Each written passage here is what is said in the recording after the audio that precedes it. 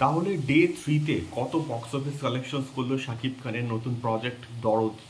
Hello guys, আমি Deepan, welcome back to my channel Deep exclusive. So এখন আমি এই পার্টিকুলার ভিডিওর মধ্যে কথা বলবো টোটাল ওয়ার্ল্ড ওয়াইড শাকিব খানের দরদ ডে 3 অব্দি কত বক্স অফিস কালেকশনস করলো, এবং তার সঙ্গে সঙ্গে শুধুমাত্র মাল্টিপ্লেক্স চেন মিলিয়ে ডে 3-তে কত বক্স অফিস কালেকশন করলো শাকিব খানের দরদ। তো ডে 3-তে স্টার সিনেপ্লেক্সে কিন্তু প্রায় 46% কিন্তু আমরা ড্রপ দেখতে পাচ্ছি, এবং তার সঙ্গে সঙ্গে লায়ন সিনেমাসে কিন্তু প্রায় 63% কিন্তু আমরা ড্রপ দেখতে পাচ্ছি, এবং এটা কিন্তু বিএমআর গতকাল রাতে কিন্তু মোটামুটি পোস্ট করে দিয়েছে আমাদেরকে।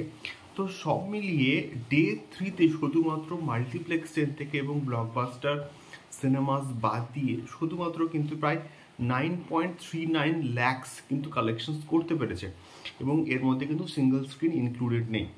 এবারে বিষয়টা হচ্ছে ব্লকবাস্টার সিনেমাসকে আমরা যদি অ্যাড অন করি তাহলে কিন্তু ওই 11 থেকে 12 লক্ষ টাকা কিন্তু মোটামুটি কালেকশনস করতে পেরেছে। তো সব মিলিয়ে যদি ব্লকবাস্টার সিনেমাসকে ছাড়া আমরা ধরি তাহলে কিন্তু প্রায় 58.25 ল্যাক্স অর্থাৎ 58,25,000 টাকা কিন্তু প্রথম 3 দিনে শুধুমাত্র মাল্টিপ্লেক্স চেন থেকে কিন্তু কালেকশনস করতে পেরেছে, এবং যদি ব্লকবাস্টার সিনেমাসকে ইনক্লুড করা হয় তাহলে কিন্তু ওই 65 থেকে 68 লক্ষের মতো কিন্তু কালেকশনস করতে পেরেছে। এবারে প্রথম দুদিনে যে ওয়ার্ল্ড ওয়াইড কালেকশনস এবং সেটা সব কিছু মিলিয়ে আমি বলছি, সেটা কিন্তু প্রায় 3.12 ক্রোড় ছিল, অর্থাৎ 3,12,00,000 টাকা কিন্তু ছিল। এবারে আমরা যদি শুধুমাত্র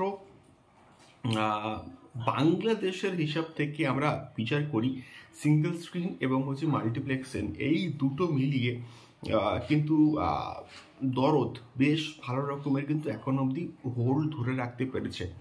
এবারে সব কিছু ওয়ার্ল্ড ওয়াইড মিলিয়ে আমরা যদি ধরি তাহলে কিন্তু দরদ কিন্তু প্রায় 4 কোটি গন্ডি কিন্তু ছাড়িয়ে যেতে পারে বলে আমি অ্যাটলিস্ট মনে করি। যদি প্রথম 3 দিনে হচ্ছে 3.12 ক্রোড়স হয় তাহলে কিন্তু সিঙ্গেল স্ক্রিনে তো ভালো রকমের একটা হোল্ড ধরে রাখতে পেরেছে দরদ।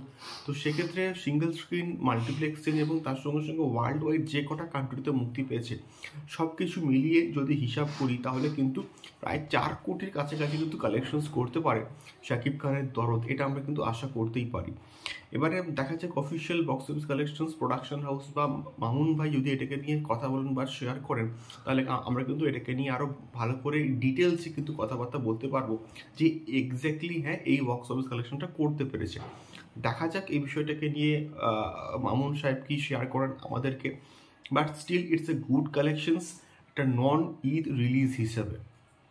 এটুকুই আমি বলবো যে নন ফেস্টিভ্যাল রিলিজ হিসেবে এটা কিন্তু একটা গুড কালেকশনস, এবং আজকেই হচ্ছে আসল পরীক্ষা যে দরদ একটা প্রপার ওয়ার্কিং ডেতে কত কালেকশনস করে।